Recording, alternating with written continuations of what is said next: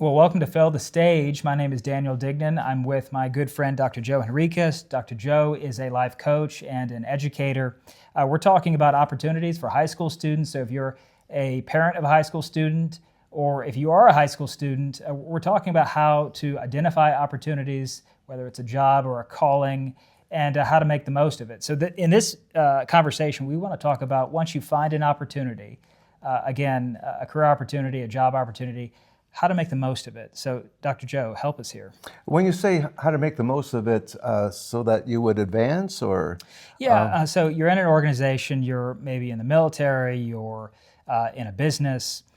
You start in an entry-level role, and you start by learning about the organization. If you can learn as much as you can there, and then maybe gain trust and move up, maybe into a management role, I think that would be a wonderful opportunity for people. All right. Well, there's a lot to say, Okay. about that. First of all, to segue off of what you said, definitely be a learner. Learn all you can about that particular role that you have, whether you like it or not. Just learn all you can so that you can be good at it. How do people rise? So many responses here. One is just be a happy person. Just be a happy person, would you? Don't be a complainer. But whatever you do, don't gossip. Don't do that kind of thing. These are the don'ts. And the reason is that word gets around. There's actually a proverb that says, hey, watch out. What you say in secrets, little bird's going to find out and tell other people. So just learn all you can.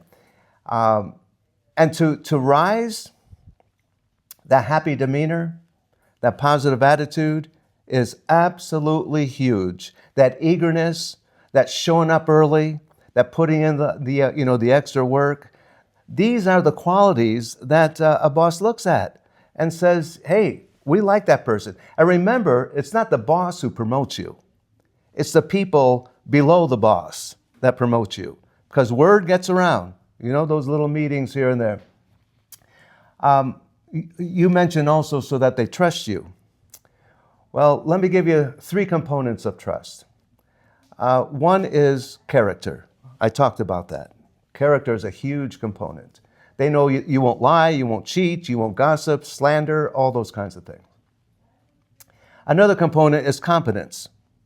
You do your job. And you may not be perfect, but you're getting better. Right? So competence. And the last one is consistency. You don't do this just before the time when raises are given. You are known to be this way. So character, competence, and consistency. Those things help you to rise. Now, just let me say this too, that Jesus made it clear. He said, you want to be a leader? Great. You want to be a leader? We want you to be leaders, Jesus said. Well, I told this to a group of commanders once. I said, hey, you know what? Jesus wants you to be a leader. Yeah. And then he went on to say, that means you have to be a servant to everyone, and to make them better. That's your job, is to make them better. And I have to say, I love military commanders. I had a great relationship with all of them. But I did notice that in some, there was a little bit change in their countenance. So to be a leader at the top is one thing, but actually to help someone else be better, and oh my goodness, maybe be better and better than you, well, some might find that hard.